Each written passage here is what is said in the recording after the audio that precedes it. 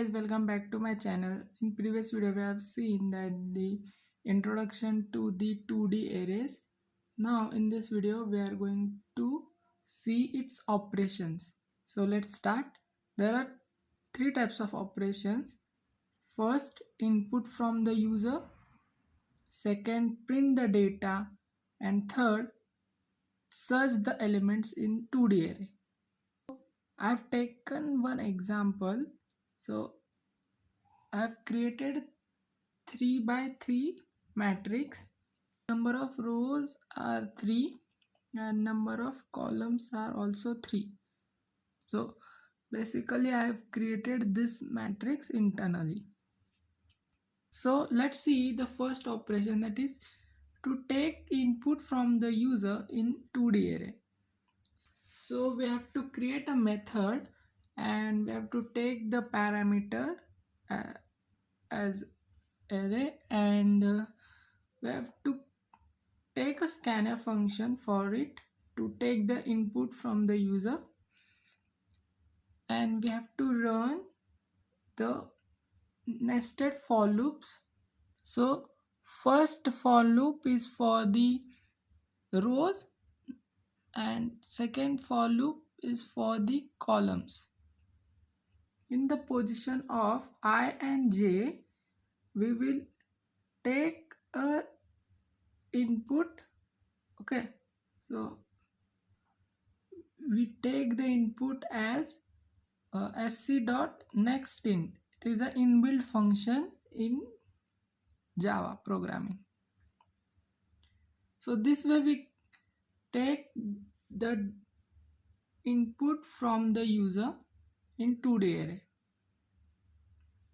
Now next point is to print the data in 2D array. So we have to create a method for it, and here also we have to create a nested for loops for printing the data in 2D array, one for row and another for column. Here we have to write system.out.println, and simply we have to take array of I and j. So this way we can print our data in 2D array. Next point is to search the elements in 2D array. So we have to search the element, whether the element is present or not. So to create function for it, and we have to take two parameters. One obviously the array, and the second is key. So here also we have to create two for loops or the nested for loops, and one for row and another for column, and here we have to give if condition. So if array of I and j is equal to key, then we have to print its index. So I and jth index, so it will give the location of that element 2D array or not. So if it is present in the 2D array, so it will give the location. So let's create a class main, and in that we will call our main method.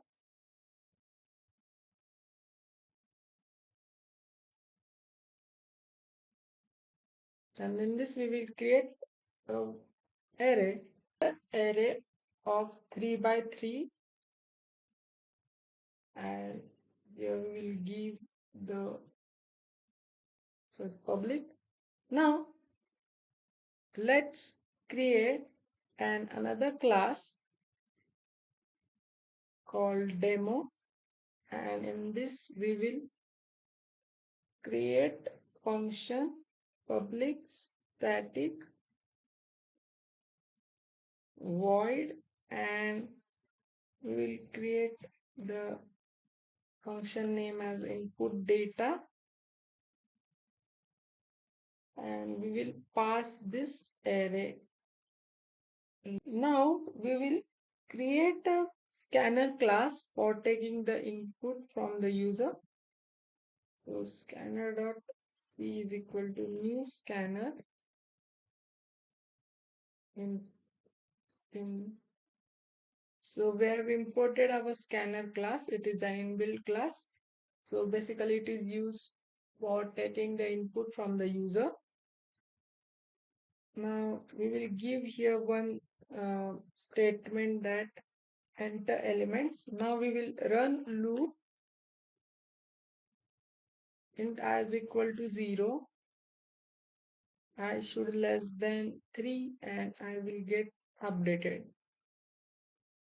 Now we will run and another for loop in this.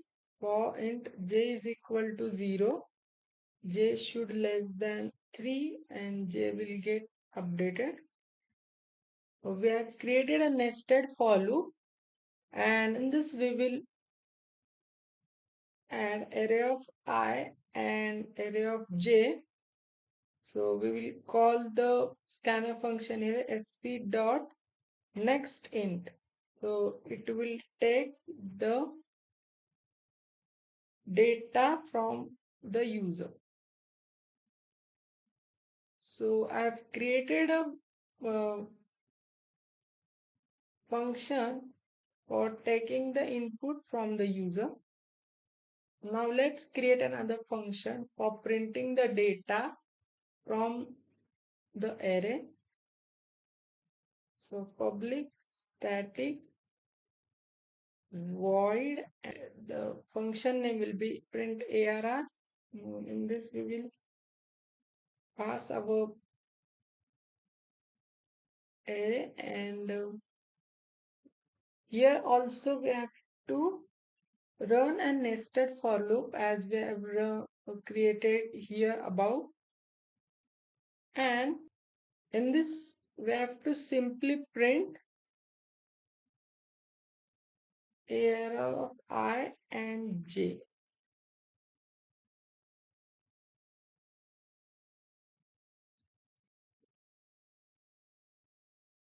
So this is for next line. I have created a function for printing the data in the array. Now let's create a function public static void search. In this we have to pass our array and another parameter, that is key, the variable that we want to search. Then we have to create a variable here of boolean type, that is found, and initially it is equal to false, and here we have to create a nested for loop as we have created above. We will give here condition if our array of I and array of j is equal to key, then we have to print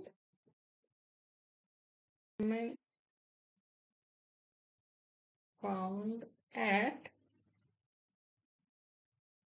So we have to give its index I and j. So we will find our elements correct position in the array. After we find the location of our data or the element, we have to update the variable found to true. If it is not found, then we have to print it is not found. So we have created a function for searching the data in the array. So let's call the functions one by one. So first we have to take the data from the user. For that we have to call the function input data, and this we will pass our array. Now let's run the code.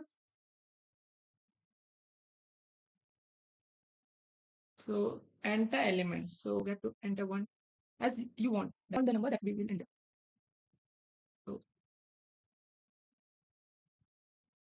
So we have entered these elements in the array. Cool.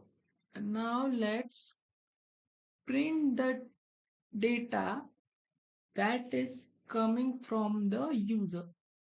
Now let's call another function that is print AR. So this function they have called. This will print the data of our array. In the code, and we will have to enter the data first here. Has printed our data in matrix format. Function. So for that we have to create a variable key is equal to, let's say, 30, and after creating the variable then we have to call the function. So demo dot search, and I have to pass array and the key. Now we have called the search method from the main method. Now let's run the code. First we have to enter the elements.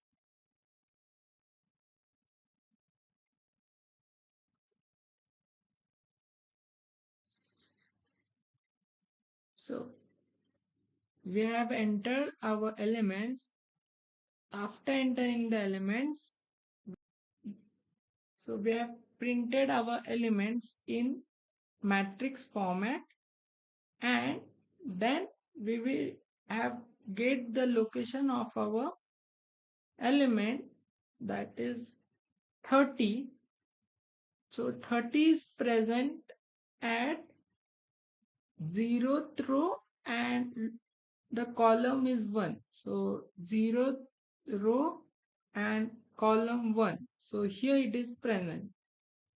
So we have get our element.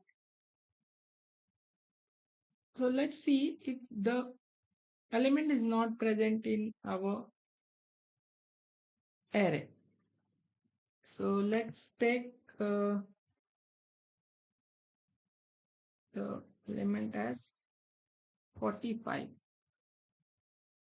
Now let's run again. Again we have to enter elements.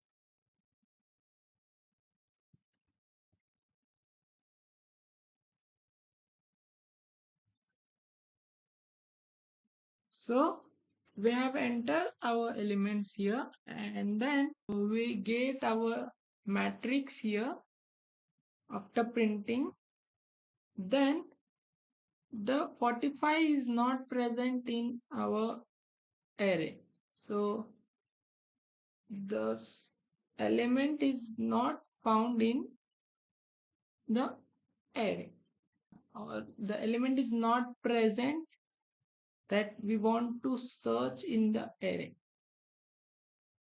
So this way we can create the three functions: input data from the user, then print the data, then search the element.